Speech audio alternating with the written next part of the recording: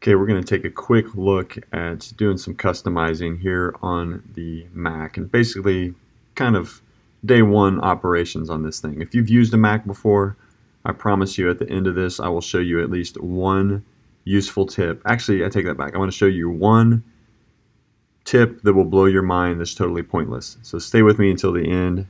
Just listen in and I promise you at the end I'm going to show you something that's crazy. And to me, it's hilarious. So first place we're going to start is down here in the dock. This is where a lot of the applications are stored, but not all the applications. You may have clicked on this Launchpad and realized that you've got kind of an iPhone, iPad operation here. This came out, I thought I was old school because I don't really use this, and I thought, well, this hasn't been out that long. This has been out since 2010. And I thought, well, as soon as they came out with this, we should have touchscreen iMacs. Well, we don't. So anyway, you may use that Launchpad, but we're going to start a slightly different place. Click on System Preferences. I'm going to open that up. First thing we're going to do is get in here and manipulate the mouse settings. You can get into any of these settings. You're welcome to manipulate any setting that seems like you might be able to. I'd stay out of this accounts and so forth. But click on that mouse setting, and you'll see here that you actually have a 2-button mouse, but it doesn't look like it. So we're going to change this mouse so that right-hand side of the mouse works as a right click. That's going to help you pull up some shortcuts faster. You may adjust the tracking speed, double click, that sort of thing. I will tell you this little scroll ball here is up to you. I've used these mice so long, and so many of these little scroll buttons have been broken that I rarely touch it. So you're welcome to change that if you want to. Obviously, you can also manipulate these little options on the inside there. So if you basically kind of squeeze the mouse, sometimes I like to set that up for different shortcuts. One thing I do like to do is to set up something called hot corners. And so that means that when I drag the mouse to the corner of the screen, it shows the desktop. When I drag the mouse to this corner, it shows all the active applications that are open.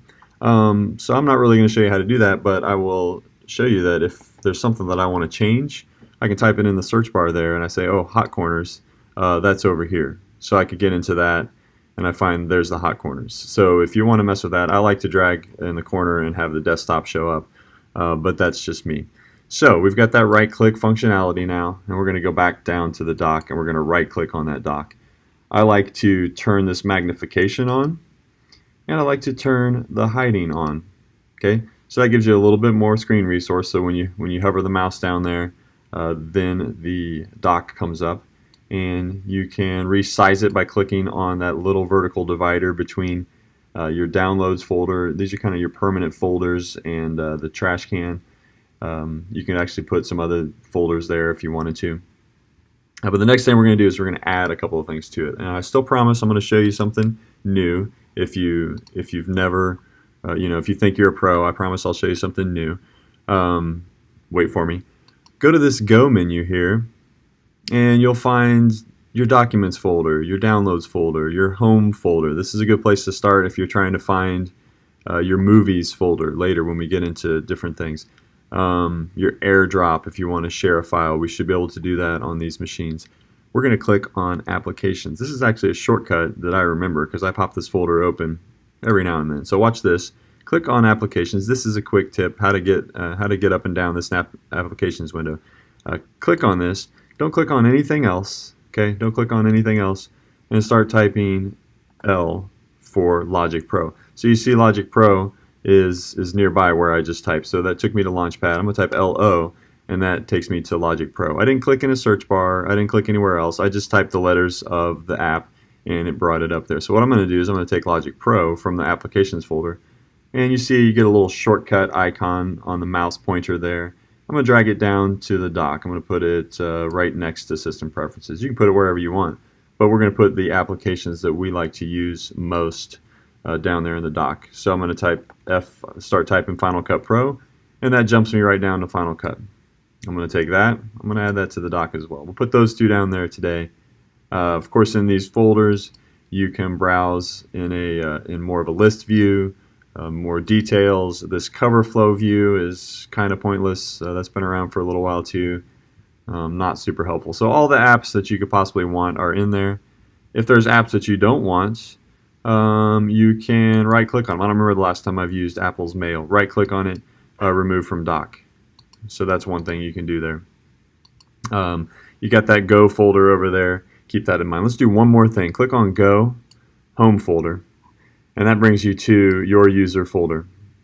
What we're going to do is we're going to take Movies, and we're going to drag it over here into this favorites bar. Notice that you can drop it anywhere you want in between when you get that blue line there. So I'm going to drop Movies right there. I'm going to drop Music over there as well. So those are my favorites. I'm going to take all my files. I'm going to remove that because I don't click on that very often. I'm going to drag iCloud Drive down to the bottom. You may have some different things here. I've got Google and Dropbox working on my computer. So now I can get into my libraries. I'm actually going to trash that because I didn't need that.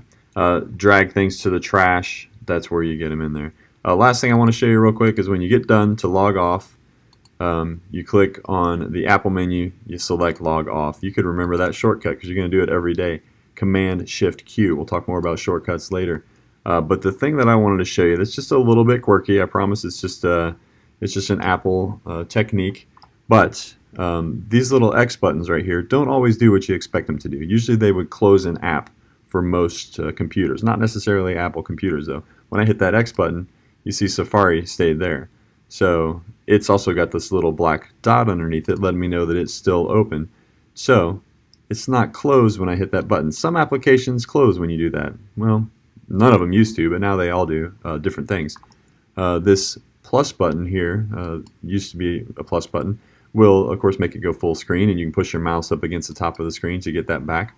Another thing that's neat to do, if I had two windows up there, is I could take that plus button, hold it, and then I could hold it and drag to half of the screen and then select something for the other half of the screen. So this could be convenient if you want to open up a Google search for how to do something and you want to try to do it over here in this window. It's not great to be able to put our pro applications in half screen, but in fact I can't remember if they even let you do that or not. You get out of that by hitting that green button. But here's a quirky little thing I wanted to show you. Promised a tip. Okay. This is crazy, and it's just goofy. If you hit this minimize button, of course you get this crazy effect and it goes down there. But this is it. I didn't mean to double click that, by the way. My finger just twitched. The way you get this to go down in this new tip that I'm going to show you, totally pointless. If I hold the shift key and I click this, it's going to go down in slow motion, and it blows my mind.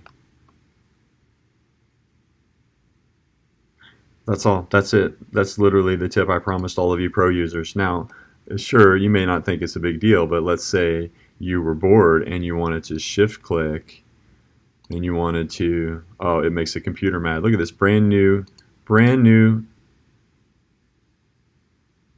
oh, MacBook, you're so sad. Hey, there you go. Try to break your computer by shift clicking to minimize a window. Shift click to bring it back up too. Why not? There's goes 3 at a time. This is mesmerizing and hilarious. There you go. Now, what do I do when I want to quit Safari? I got to go up here to the Safari menu. I actually kind of got used to that eventually because I like to keep an application open, but maybe I didn't want the windows in my face. So quit out of that. So by now, you've got the dock. You've got it set up the way you like it. You've got some of our pro applications that we're going to use in there. You've done some settings in the preferences. You've got your mouse set up the way you like it. And that is day one on how to operate this Mac, because it's yours. Make it yours. Make it do the things that you want it to do. All right? Thank you.